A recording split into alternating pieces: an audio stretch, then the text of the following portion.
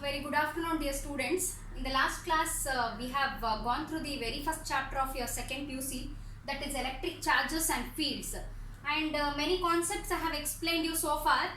So I have explained you what is electricity and how does the word came into existence and who proposed it and everything, and what is electric field and what are the property of electric charges and what is an electric charge. We have studied it so far, right? I think you have gone through it. Dear students, please get update every day with your subjects so that you will be able to understand very well. So we are done with the properties of electric charges. So let us see one by one in a proper manner. So what is meant by conservation of charge? Conservation of charge. What is meant by conservation of charge? Already explained you while explaining the properties of electric charges, that is conservation of charge means the charge remains constant throughout. Here, what is conservation of charge? Total charge of a system remains constant. Total charge of a system remains constant. So let me give the proper explanation for it. Explanation. We know that the charge of neutron is 0. Charge of neutron is 0. It is neutral, right? Charge of neutron is 0.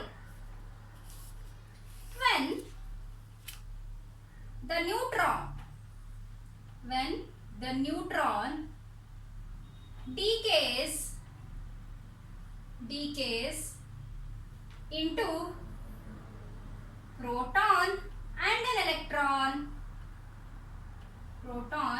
an electron, the total charge is 0. So let me explain you in a proper manner now. So I am going to give the explanation for you for the conservation of charge. So charge of neutron is 0. We obviously know that it is a neutral in charge. So when this neutron decays into the proton and an electron, I mean when neutron decays into proton plus electron, the total charge is 0. Why they are saying total charge is 0? Here we already know that proton is having the positive charge. So let us assume it is having positive charge means plus 1. Here negative charge is for electron is minus 1. So proton and electrons are having equal and opposite charges so that it cancels out, right? So equal and opposite charges are there for proton and electron. Therefore the total charge is 0. So this is how they explain the concept of conservation of charge. If you are not understanding, I will repeat, my dear students. That is, conservation of charge means the total charge of the system remains constant before and after reaction. You can assume if it is a chemistry like that, the total charge remains constant. In explanation what I have written, just to make you understand, the charge of neutron is 0. When this neutron decays into proton plus electron, the total charge becomes 0. How it is? Because proton is having positive charge and electron is having negative charge. Both are equal and opposite in charge. Proton having positive charge and electron having negative charge. Therefore they cancel out and again the total charge becomes 0. This is the concept of conservation of charge. So I have explained you what is conservation of charge in detail. Now let us study what is quantization of charge. I told you that the charge will be integral multiple. I mean the whole number it will be. Quantization of charge. Let me explain you. Quantization of charge. So all the free charges are equal to integral multiples. They won't be in decimal. I have said you in the last class. It won't be like charges won't be like 1.1 coulomb, 1.2 coulomb. It won't be like that. It is only 1 coulomb, 2 coulomb, etc. Okay, so integral multiple integral multiple of charge. So let us assume a charge q. Let us assume that the charge q on the body is given by the charge q is given by q is equals to plus or minus ne. Q is equals to plus or minus ne. Your charge. Okay. Here I am assuming charge as q. It is given by q is equals to plus or minus ne here, where n is equals to integrals, numbers 1, 2, 3 and so on. Here it may be, E means it may be the charge of electron or a proton, charge of electron or a proton. So let me repeat, dear students. Here quantization of charge means the charge will be in the integral multiple numbers, that is whole numbers I can say, that is 1, 2, 3. It won't be in the form of decimals like 1.1, 1.2, not like that. So it will be in the form of integral multiple of charge. So let us assume a charge q is given by, I am taking charge as q here, charge q is given by, q is equals to plus or minus ne. Why I am writing here plus or minus ne? It may be the proton or electron, right? So that's why I am writing plus or minus ne. Here n is the integral numbers, that is 1, 2, 3 and so on. Here E is the maybe the charge of electron or a charge of the proton. So this is about the quantization of charge, dear students. Let me move into the next explanation, that is what is additivity of charge.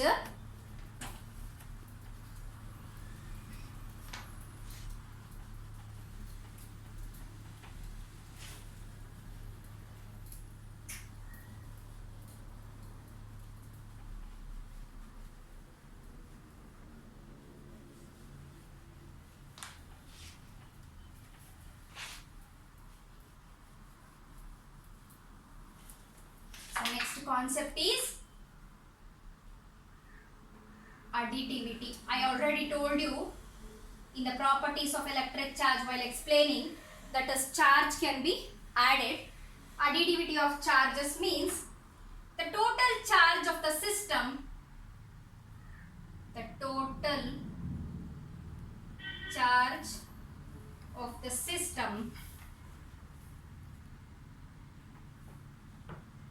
is equal to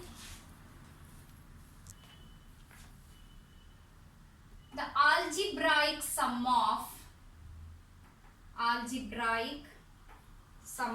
all the charges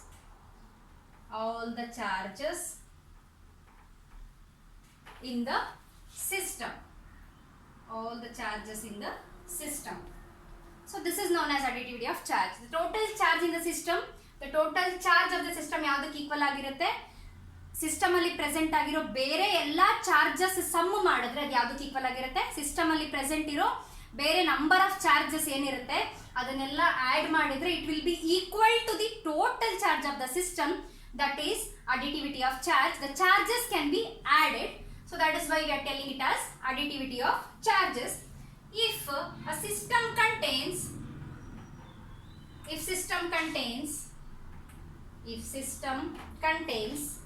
n charges means many charges, how much ever it may be, contains n charges like q1, q2, q3, so on. I am giving q1. So according to the additivity of charge, total charge of the system will be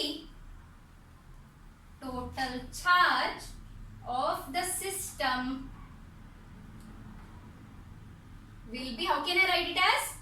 What I told, the sum of the charges in the system will be equal to the total charge. So I can write it as total charge is q. The sum of charges means q1 plus q2 plus q3 plus Qn. I think you got it, my dear students. The total charge of the system is equal to algebraic sum of all the charges in the system ಅಂತ ಹೇಳಿದ್ರೆ system ಅಲ್ಲಿ present ಆಗಿರೋ ಬೇರೆ ಎಲ್ಲಾ charges ಅನ್ನ some ಮಾಡಿದ್ರೆ ಅದು total charge of the system ಗೆ ಈಕ್ವಲ್ ಆಗಿರುತ್ತೆ. So that is about additivity of charge. I think you got, my dear students. I have explained you additivity of charge also, dear students. So I have in detail I have explained you what is quantization of charge, what is conservation of charge, and what do you mean by the additivity of charges. So now let us move to the important concepts of the chapter, that is Coulomb's law in electrostatics. Coulomb's law in electrostatics. So what does the Coulomb's law state? So students, you understand one thing, whenever I state the statement, you will not understand for that exact moment. When I explain, you can easily understand, so don't worry. Here the Coulomb states that the force between 2 point charges, force between 2 point charges is directly proportional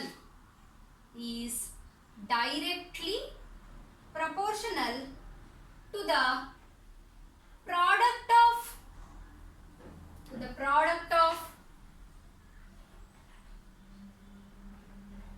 magnitude of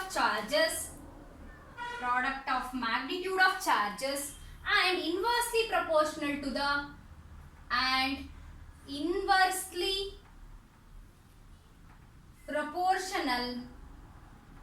the square of the distance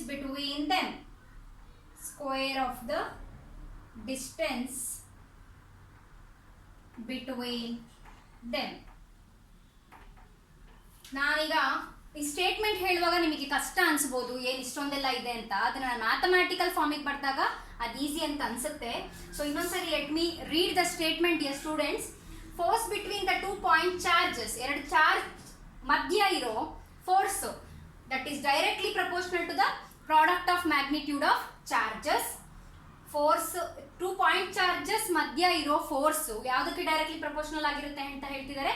product of magnitude of charges and inversely proportional to the square of the distance between them ಅಂತ ಹೇಳ್ತಾ ಇದ್ದಾರೆ. So let me consider here 2 charges, 2 point charges ಅಂತ ಹೇಳ್ತಿದ್ದಾರೆ. ಒಂದು charge ಇಲ್ಲಿದೆ ಅಂತ ಅನ್ಕೊಳ್ಳೋಣ, ಇನ್ನೊಂದು charge ಇಲ್ಲಿದೆ. ಇಲ್ಲಿ ಎರಡು ಕಡೆನೂ ಈ ಚಾರ್ಜ್ ಇಂದನೂ ಫೋರ್ಸ್ ಇನ್ಫ್ಲೂಯೆನ್ಸ್ ಆಗ್ತಿರುತ್ತೆ, ಎರಡನೇ ಚಾರ್ಜ್ ಇಂದನೂ ಫೋರ್ಸ್ ಇನ್ಫ್ಲೂಯೆನ್ಸ್ ಆಗ್ತಾ ಇರುತ್ತೆ. ಸೊ ಎರಡು ಚಾರ್ಜ್ಗೆ ಇರೋ ಡಿಸ್ಟೆನ್ಸ್ ಎಷ್ಟು? ಆರ್. ಡಿಸ್ಟೆನ್ಸ್ ನ ಆರ್ ಅಂತ ತಗೋತಾ ಇದ್ದೀನಿ. So this is a charge Q1 and this is a charge Q2, first charge and second charge. So those two charges are separated by the distance. So here let Q1 and Q2 ಅಂದ್ರೆ ಏನಂತ ಹೇಳಿದೆ? Charges. F ಅಂದ್ರೆ force, distance ಅಂದ್ರೆ ಇಲ್ಲಿ r ಅಂತ ತಗೊಂಡಿವಿ. ಹಾಗಾದ್ರೆ Coulomb's ಹೇಳೋ ಪ್ರಕಾರ force is directly proportional to product of charges ಅಂದ್ರೆ ಎರಡು ಚಾರ್ಜಸ್ ನ ಮಲ್ಟಿಪ್ಲೈ ಮಾಡೋದಷ್ಟೇ. ಫೋರ್ಸ್ ಈಸ್ ಡೈರೆಕ್ಟ್ಲಿ, ಸ್ಟೇಟ್ಮೆಂಟ್ ನೋಡ್ಕೊಳ್ಳಿ ಮತ್ತೊಂದ್ಸರಿ. Force between 2 point charges is directly proportional to product of multiplication, product of 2 point charges and inversely proportional to the square of the distance between them ಅಂದ್ರೆ r square ಅಂತ ಅರ್ಥ. ಇವಾಗ ಅರ್ಥ ಆಯ್ತು ಅಂತ ಅನ್ಕೊಂಡಿದ್ದೀನಿ ನೋಡಿ. Force is directly proportional to product of magnitude of charges, both the charges, and inversely proportional to the square of the distance between them. ಇಲ್ಲಿ ಡೈರೆಕ್ಟ್ಲಿ ಪ್ರಪೋರ್ಷನಲ್ ಅಂದ್ರೆ ಆಲ್ಮೋಸ್ಟ್ ಈಕ್ವಲ್ ಅಂತ ಹೇಳ್ಬೋದು. ಇನ್ವರ್ಸ್ಲಿ ಪ್ರಪೋರ್ಷನಲ್ ಅಂದ್ರೆ ಒಂದ್ ವೇಳೆ ಫೋರ್ಸ್ ಜಾಸ್ತಿ, inverse relation ಹೇಗಿರುತ್ತೆ ಅಂತಂದ್ರೆ ಒಂದ್ ವೇಳೆ ಫೋರ್ಸ್ ಜಾಸ್ತಿ ಇದ್ರೆ ಇಲ್ಲಿ ಡಿಸ್ಟೆನ್ಸ್ ಕಡಿಮೆ ಇರುತ್ತೆ. ಯಾವ್ದ್ರ ಮಧ್ಯ? ಚಾರ್ಜಸ್ ಮಧ್ಯ. ಫೋರ್ಸ್ ಜಾಸ್ತಿ ಇದ್ದಷ್ಟು ಡಿಸ್ಟೆನ್ಸ್ ಕಡಿಮೆ ಇರುತ್ತೆ ಅಂತ ಅರ್ಥ ಇನ್ವರ್ಸ್ಲಿ ಅಂತಂದ್ರೆ.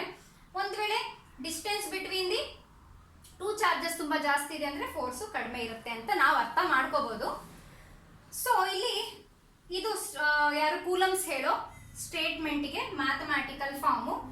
ಸೊ ನಾನಿಲ್ಲಿ ಪ್ರಪೋರ್ಷನಾಲಿಟಿ ಸಿಂಬಲ್ ತೆಗೆದ್ಬಿಟ್ಟು ಏನು ಮಾಡ್ತೀನಿ, ಯಾವಾಗಲೂ ಒಂದು ಪ್ರಪೋರ್ಷನಾಲಿಟಿ ಸಿಂಬಲ್ ತೆಗಿಬೇಕಾದ್ರೆ ಒಂದು ಕಾನ್ಸ್ಟೆಂಟ್ನ ಇಂಟ್ರೊಡ್ಯೂಸ್ ಮಾಡ್ತೀವಿ. 1/4πε0 ಅಂದರೆ ಇಲ್ಲಿ ε0 ಅಂದರೆ permittivity of the free space. ನಿಮಗೆ ಗೊತ್ತು ಆಲ್ರೆಡಿ, ನೀವು ಸೆಕೆಂಡ್ ಇಯರ್ಗೆ ಬಂದಿರೋದ್ರಿಂದ ನಿಮಗೆ ಎಲ್ಲ ಕಾನ್ಸೆಪ್ಟ್ನ ಎಕ್ಸ್ಪ್ಲೇನ್ ಮಾಡಬೇಕು ಅಂತ ಇಲ್ಲ. ಸೊ ಆ ಪ್ರಪೋರ್ಷನಾಲಿಟಿ ಕಾನ್ಸ್ಟೆಂಟ್ ತೆಗೆದಿರೋದ್ರಿಂದ ನಾನು ಏನು ಇಂಟ್ರೊಡ್ಯೂಸ್ ಮಾಡ್ತಾ ಇದ್ದೀನಿ, ಕಾನ್ಸ್ಟೆಂಟ್ 1/4πε0, ಮಿಕ್ಕಿದ್ನ ಹಾಗೆ ಬರೀತೀನಿ q1 q2/r², where ε0 is the permittivity of the free space. So this is the Coulomb's law in electrostatics. So Coulomb states that the force between the, that's why I have put the diagram here, the force between the two charges is directly proportional to the product of the magnitude, product and the values of those charges, and inversely proportional to the square of the distance. Distance na square ಗೆ inversely proportional ಆಗಿರುತ್ತೆ force. So ಅದನ್ನ inverse directly proportionality ಇದೆಯಲ್ಲ, proportionality symbol ತೆಗೆದ್ರೆ ಯಾವಾಗಲೂ proportionality constant symbol ತೆಗೆದಾಗ ಒಂದು constant introduce ಮಾಡ್ತೀವಿ 1/4πε0. Pi ನಿಮಗೆ ಗೊತ್ತೇ ಇದೆ, that is also constant value 3.14. Here ε0 is the permittivity of the free space, that is also constant q1 q2/r². So this is the Coulomb's law in electrostatics. This is very important in the point of view of examination, dear students. So Coulomb's law ಮತ್ತೊಂದು ಸರಿ ಹೇಳ್ತೀನಿ ನೋಡಿ, ಯಾಕೆಂತಂದ್ರೆ ಅದನ್ನ vector form ಅಲ್ಲಿ ಮತ್ತೆ ಬರೆಯಕ್ಕೆ ಹೊರಟಿದ್ದೀವಿ ನಾವು ಇವಾಗ. F is directly proportional to q1 q2/r². ಅದನ್ನ ನಾನು ಪ್ರಪೋರ್ಷನಾಲಿಟಿ ಸಿಂಬಲ್ ತೆಗೆದ್ರೆ 1/4πε0 q1 q2/r². ಸೊ ನೆಕ್ಸ್ಟ್ ಇದ್ರಲ್ಲಿ ಏನಿದೆ ಅಂದ್ರೆ write the Coulomb's law in vector form ಅಂತ ಹೇಳ್ತಾರೆ.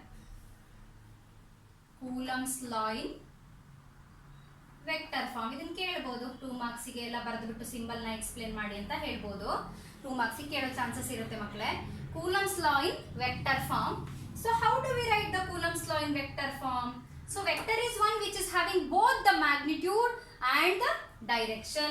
So that's why I am writing on the head of the letter F as the arrow mark that represents the vector direction is equals to 1/4πε0 q1 q2/r² into r cap. What is this cap denotes? That is unit vector. Students, you have already studied these concepts in your first PUC. What is a unit vector? A vector having only single magnitude is called as unit vector. So this is the vector form of the Coulomb's law. So they may ask in your examination, here R is the unit vector. Unit vector means the vector is having only the single magnitude, the single value, that is a unit vector. Here q1 and q2 are magnitude of the charges, magnitude of the charges, and r is the distance between the charges, r distance between the charges.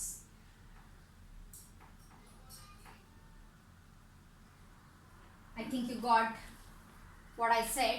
That is, this is the way how we write the Coulomb's law in vector form. We are introducing here r cap. The cap denotes the unit vector. Unit vector means it is having a single magnitude. So here r cap is the unit vector, q1 and q2 are the magnitude of the charges, and r is the distance between the charges. This is how we write the Coulomb's law in vector form. This is the regular first, this is according to the statement, and then that statement what said by Coulomb's law has been written in the vector form like this. So this is a important concept as per your examination point of view. So whenever the scientists introduce something, we cannot say that only the advantages of those laws. Also there will be drawbacks, or you can say that disadvantages will be there. Those disadvantages will be corrected by another scientist, obviously. So some of the advantages and also the disadvantages will be there. So now let us discuss what are the disadvantages of this Coulomb's law. Disadvantages of this Coulomb's law.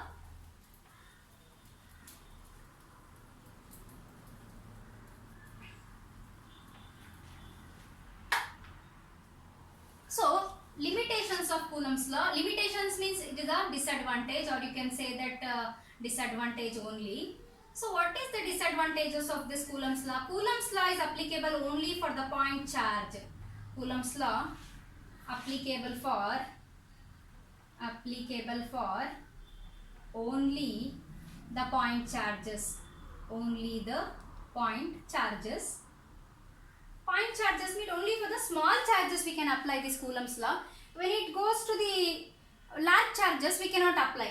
Point charges means I can say that to make you understand it is small charges. So Coulomb's law can be applied only for the small charges. And second disadvantages is it is applicable when the distance between the point charges is.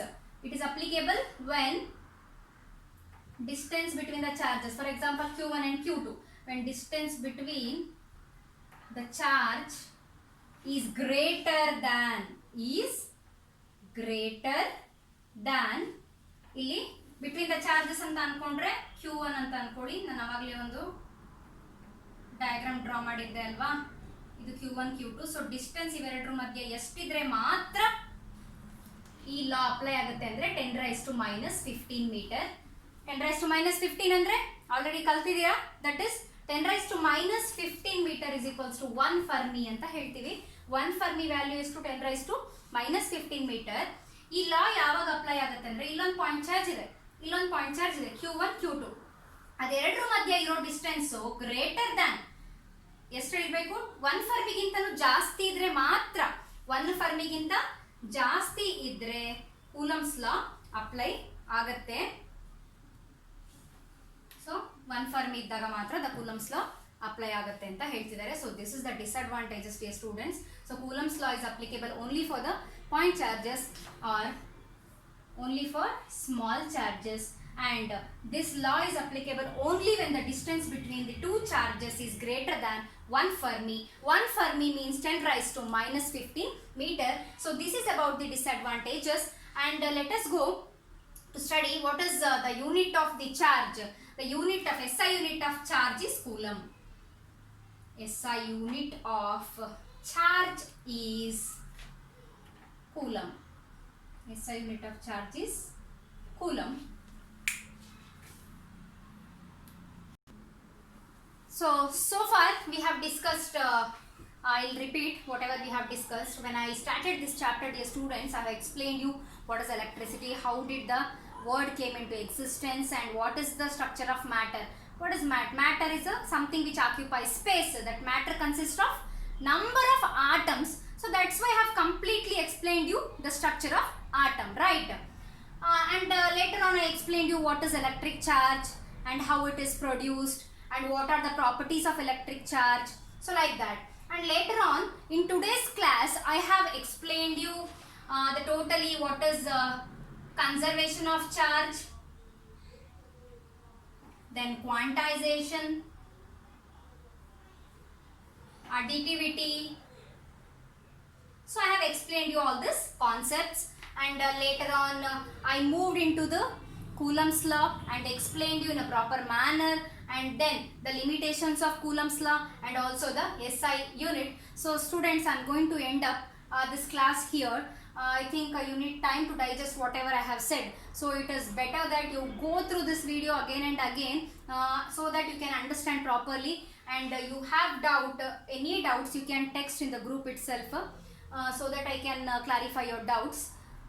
So I want you to get update with the subject every day. If it was an online class, I could have taken a very good class for you by asking the question and again and again. But now I can't get you in my hands, right? So that you have to study. When you come offline, I am going to ask you each and every question and each and every derivation to all the students. Do mind it. Till then, get very updated with the subject. So I am winding up this class here. So thank you.